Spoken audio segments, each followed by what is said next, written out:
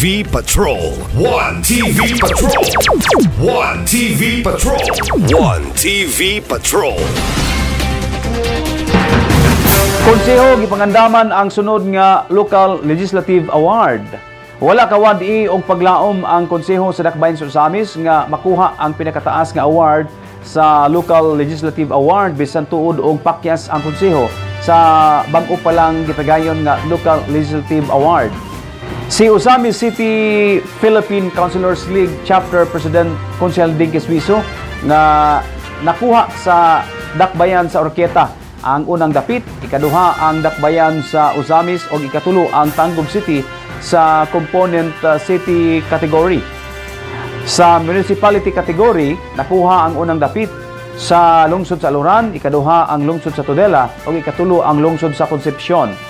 Sa pakisusi ni Consel Dinky Suizo nga minus sa puntos ang City Council sa Usamis sa gidaghanon sa regular session sa nadusong mga resolusyon o mga naprobahang ordinansa, partikular sa mga malasakit program.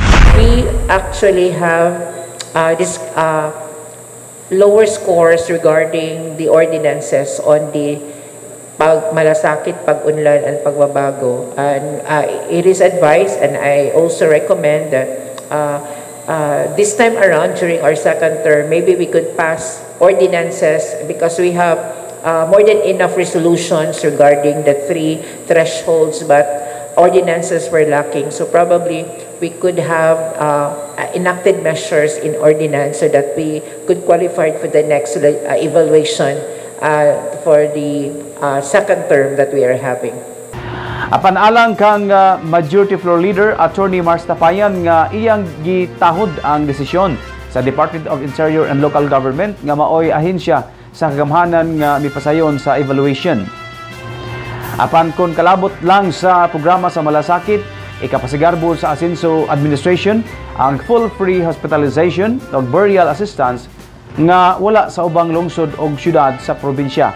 Dili usab mabintahaan ang konseho sa Usamis kung sa kaaktibo sa mga council member sa pagtambong sa mga regular session o mga special session kung gikinahanglan kaayo.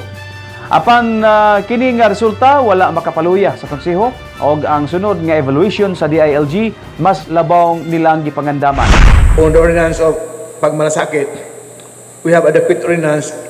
Our ordinance for the pre-hospitalization program sa public hospitals as well as support to the funeral expenses of those who are in need,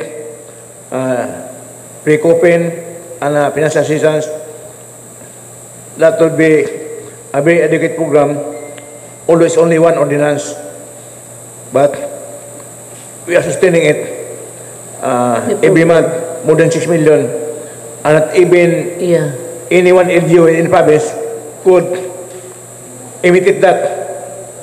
Wala yung kahimuan nga ordinance nga magsuporta sa itong kaisunan sa amin nga hospital libre sa private hospitals. So, that's a very significant, although ang DILG na sa ilang mga kriteria ba. So, wala lang tayo importansya kaya tingnan usaram ko rin but that is very comprehensive, no? Sa malasakit. One TV Patrol.